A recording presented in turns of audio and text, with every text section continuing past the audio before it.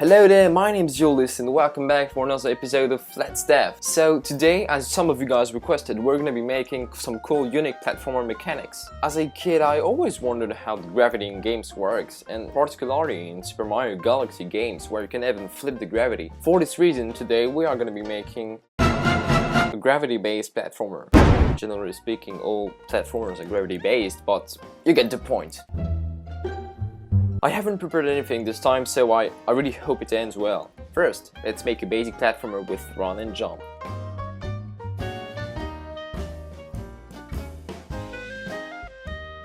Alright, so we've got a player and the collisions ready. For now, we're gonna focus on movement. Movement in platformers doesn't just consist in changing the player's position directly. That will make the player move at a constant speed, which is not how you move in real life, right? In physics, we use position, speed, and acceleration. But for the sake of simplicity, we're simply going to use position and speed, or velocity. This is what most of classic platformer games use, like Mario Bros on the NES. Basically, you don't modify position directly, but velocity instead, and velocity will affect position. For instance, say your character is idle, and you want to go to the right. What you want to do is increase the player's horizontal speed, and then decrease it back to 0 when you want it to stop. At the same time, you affect the player's position according to its speed. This will result in a more realistic and fluid movement. Enough talking, let's do it! Do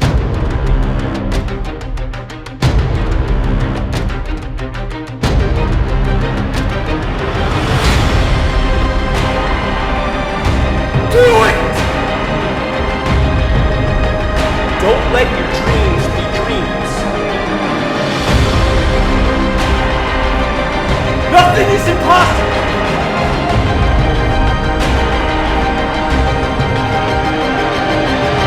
Alright, there we have it.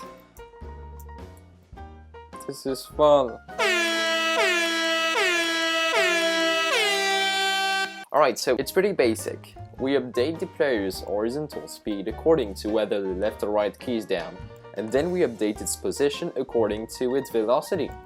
The gravity simply works by constantly increasing the player's vertical velocity, which will make it move towards the bottom of the screen. Whenever the player touches the ground, there's no need to apply gravity anymore, so we just set it back to 0. There is also a jump mechanic that simply sets the player's vertical velocity to a negative value, opposite to the direction of gravity. So, now that we have our basics, let's add some cool mechanics. We are going to implement a gravity flip ability, just like in whatever. This is extremely simple. We are simply going to increase or decrease the player's vertical speed according to whether the gravity is up or down.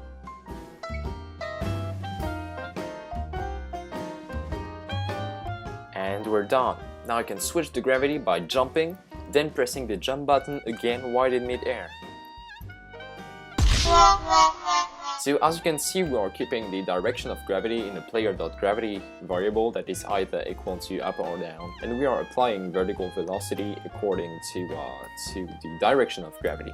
I feel like two sides aren't enough. Let's add left and right as well.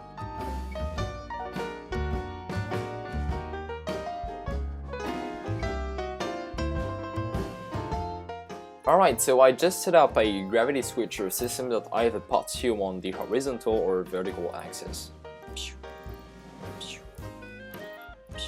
Best voice acting.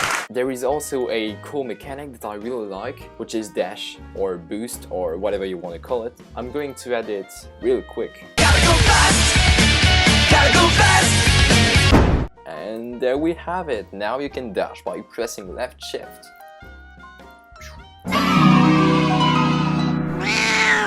So here is the dash function.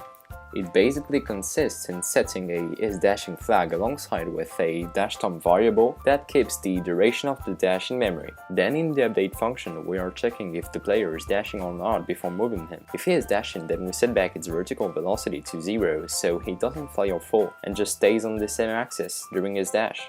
Else, if he is not dashing, we are applying the normal movement behavior that includes acceleration, deceleration, and gravity. Generally speaking, if you want to make a dash mechanic, you want to make sure that the player moves on only one axis during his wall dash and apply back normal movement when the dash is finished. Oh, You know what time it is? Yes, it seems like it's juicy time! Alright, let's juice this game up. We are going to add trails, screen shakes and other cool effects. Why not some music as well?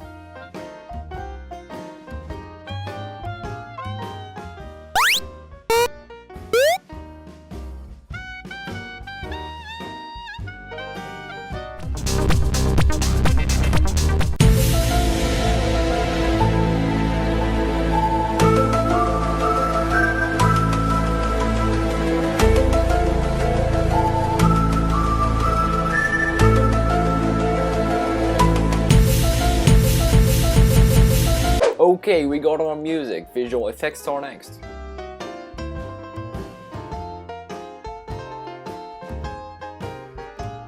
Okay, it seems like we've got a decent game prototype right now. Check it out.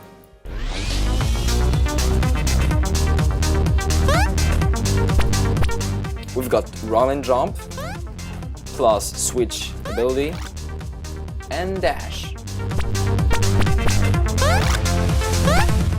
Alright, so unfortunately, for the sake of keeping this video short, I'm going to end it here. But wait a minute, our game is not finished. If you guys would like me to finish this game, and why not implement a level editor so we can all create levels together and turn this into a real game, please let me know. Also, how do you think the game should be called? If you have any ideas, please leave me a message. Anyways, I hope you guys enjoyed this video and, as always, keep coding!